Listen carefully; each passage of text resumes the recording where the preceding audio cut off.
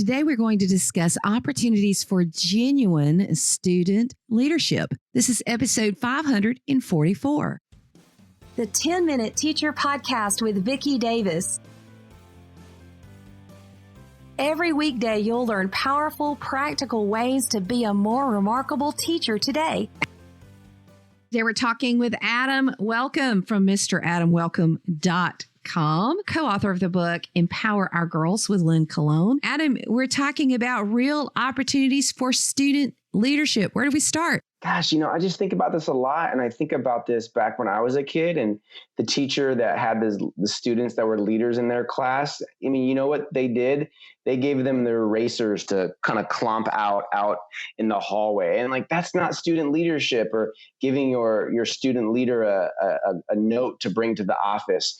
Real student leadership is finding real ways to empower students, all of our students. If it's, hey, you're starting a podcast, I think every school, every classroom should have a podcast. Vicki, obviously, like the podcast queen. I've had a podcast for 3 years. That's student leadership, because students need to write the script. They need to find the people at their school to interview. They have to publish the podcast and put it out there and market it. And hey, that's a job in 2019. So talk about career ready, and talk about a leadership opportunity that any of our students can do. It's not just the top 3 students academically or socially. It's any student in your class can be a part of the podcast. And I really think when you have that lens of real student leadership opportunities, the teacher and the administration of a school, they think about it in a different way, where what are we currently doing? Make a list. What are you currently doing for leadership opportunities at your school? And I'm not talking about running for president and treasurer. Those jobs are important, but those daily, day in, day out activities, once you start the conversation and you start a different conversation and you have real opportunities that not just in elementary school or middle school, high school, K-12, all kids, and that those opportunities can translate to opportunities in college or professionally. I really think that we change the lens of how we look at what our students could be doing. I've said for a long time, don't do for kids what they can do for themselves. And I think when you have that mindset too, you put them in charge more with leadership opportunities, or just the day-to-day of your classroom, or different things that they could be doing. I'll give you a perfect example. This year, a young man went to our principal and said, hey, I have a great idea for a fundraiser. We don't really like the one you suggested. And it was for this awesome Nerf war experience with all kinds of obstacles and all.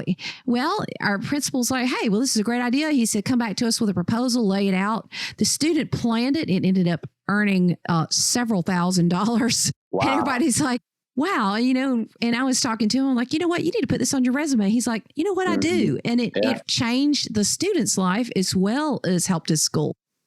Yeah, I think adults do too much to kids and not enough with kids. And hey, I did too much to my teachers when I was a principal and not enough with them. I can remember we were designing a new kindergarten playground, and I was worried that they were going to have all these crazy ideas. And I told the contractors, let me design it. And I'm like, I've never taught kindergarten. I don't live in the kindergarten playground. And I took a step back and I gave them the opportunity to lead the project. And you know what happened is we had a better kindergarten playground for our students, because I got over myself and my ego and let them be a part of it. And they actually asked the students as well too. So they created a leadership opportunity for their kindergarten students. What would you like to see in the playground? What do you gravitate towards? So I really think stepping back, looking at all angles, reminding yourself that you don't know everything, obviously, and really empowering other people. Because when you empower other people, you, first off, do less. Secondly, you build self-confidence in people. And then, the work is distributed. It's like distributive leadership. Nobody at a school should be doing everything from the superintendent down to a bus driver, or whatever the hierarchy is. And I think that mindset is just so important, especially with our kids. Well, student leadership is a big part of my class. I think start with the right kids. And also that to the point is like, know your students. So don't try to build their leadership capacity in a certain area if you know that that's not maybe an interest of theirs. And that's not saying that we shouldn't bring kids down a path that is not something that they're used to, but it goes back to relationships and knowing your students. And when you know them, you can help them just grow and learn and build in their in what they like to do. So let's take a slight kind of a swerve, I guess. Your book is Empower Our Girls. It's been on the bestseller list. We're recording this in June for a couple of weeks now. And are there any special leadership opportunities that we might have for girls that might be slightly different? Yeah, this book came about. I have a daughter, and it really hit home for me. The origin story, one of the origin stories of this book is I was a new principal about 10 years ago, and I decided to teach a coding class to my school. And I sent out a Google form, and I had 20 kids sign up. And I looked at the form, and it was only one girl had signed up. Yep. And it really hit me, like, why? I don't know why, but I was asking, why were there only one female student? Were they not comfortable with me? Would my daughter want to learn coding from her male principal? So I went out and I recruited as like, I'll take you and I want you, as I started to explain the program. And I called parents, and, like, this is not a new concept. Women being underrepresented in technology and math and science and politics. And there's no women on any money across, our currency. This is not a new book. This is not a new concept. This is, I think, new in the education space, where Lynn and I have tried to bring awareness to some things. So, they have Girls Who Code clubs. They have Black Girls Code.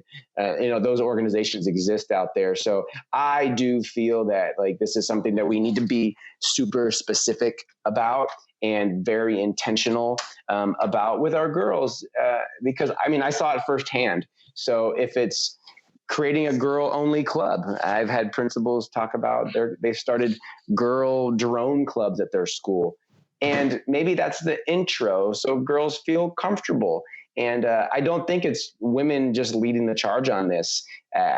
Males have a part, male teachers, male administrators.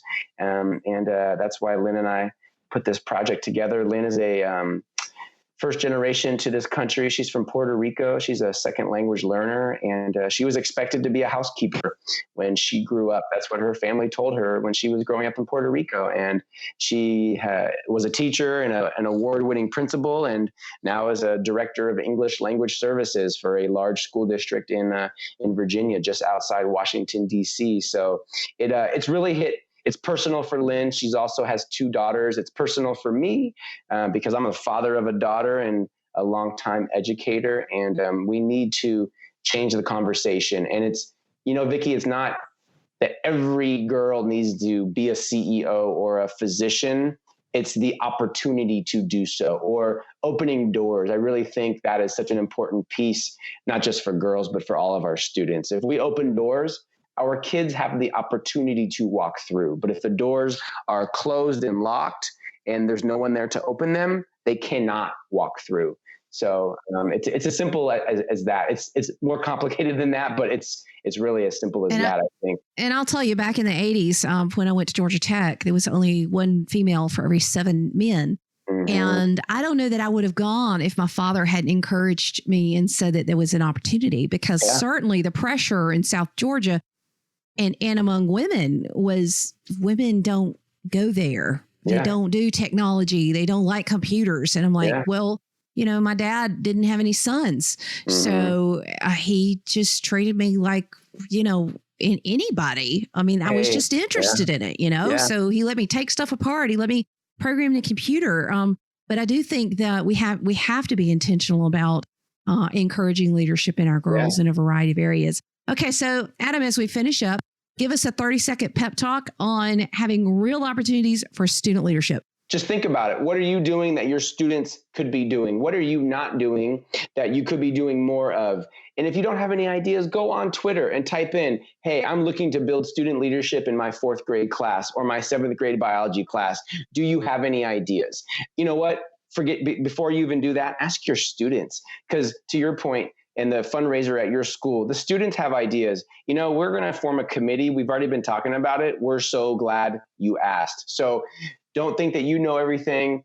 Ask your colleagues, ask Twitter, ask your students, ask your community. And you can't do anything if you don't start. So you just have to start. You don't have to figure it out.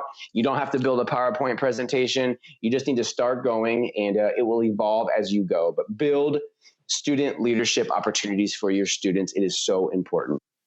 Awesome, Adam. Thanks for sharing. Thanks for having me, Vicki.